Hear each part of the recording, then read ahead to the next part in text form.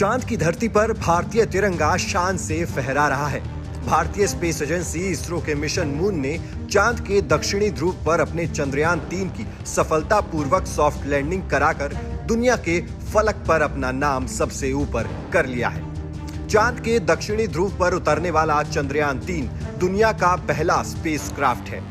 चंद्रयान 3 की लैंडिंग सफल होते ही बेंगलुरु स्थित इसरो के मिशन ऑपरेशंस कॉम्प्लेक्स में बैठे वैज्ञानिकों समेत पूरा देश खुशी से झूम उठा।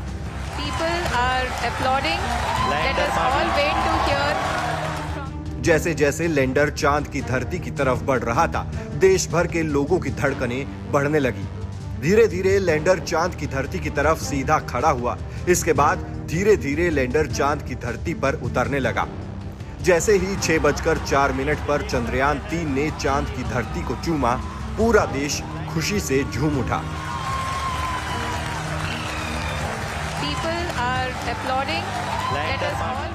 इस पूरे घटनाक्रम को प्रधानमंत्री नरेंद्र मोदी भी लाइव देख रहे थे। सॉफ्ट लैंडिंग के तुरंत बाद प्रधानमंत्री मोदी ने देश के अंतरिक्ष वैज्ञानिकों और देशवासियों को बधाई दी। चलिए अब आपको बताते हैं कि लैंडिंग के बाद चंद्रयान 3 का लैंडर विक्रम क्या काम करेगा। दरअसल अब लैंडर विक्रम के पेट से रोवर प्रज्ञान बाहर निकलेगा। दोनों मिलकर चांद के साउथ पोल का हाल बताएंगे।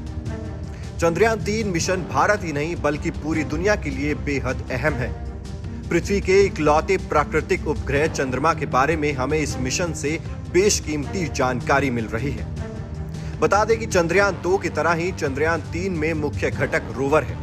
चंद्रमा पर लैंडर की सॉफ्ट लैंडिंग के बाद रोवर उसमें से निकलेगा और चंद्रमा की सतह पर घूमकर शोध करेगा, जानकारी जुटाएगा।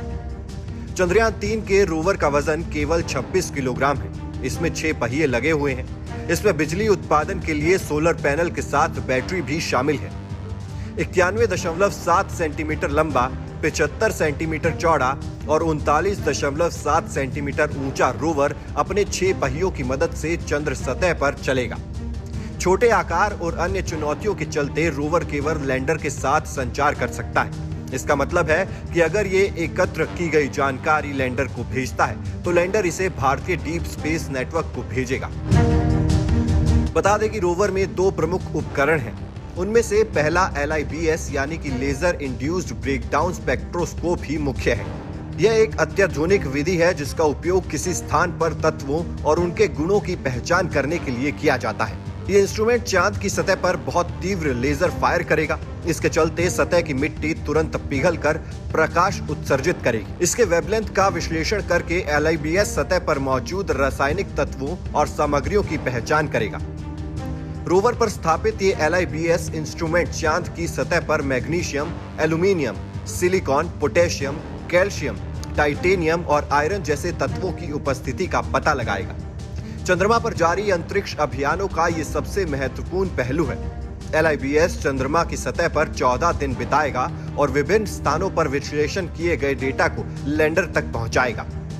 लैंडर उस जानकारी को भारतीय डीप स्पेस नेटवर्क को भेजेगा।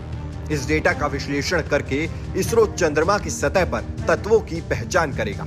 रोवर पर लगा एक अन्य उपकरण APSX यानी अल्फा पार्टिकल एक्सरे स्पेक्ट्रोमीटर है। ये चंद्रमा की सतह पर मिट्टी और चट्टानों में प्रचुर मात्रा में रासायनिक यौगिकों का पता लगाएगा। ये चंद्रमा की सतह और उसकी मिट्टी के बारे में हमारी समझ को बढ़ाकर भविष्य के प्रयोगों को और अधिक तेजी से आगे बढ़ाने का रास्ता तैयार करेगा। ऐसा ही एक उपकरण नासा के मंगल ग्रह पर भेजे गए क्यूरोसिटी जैसे रोवर्स में भी लगाया गया था।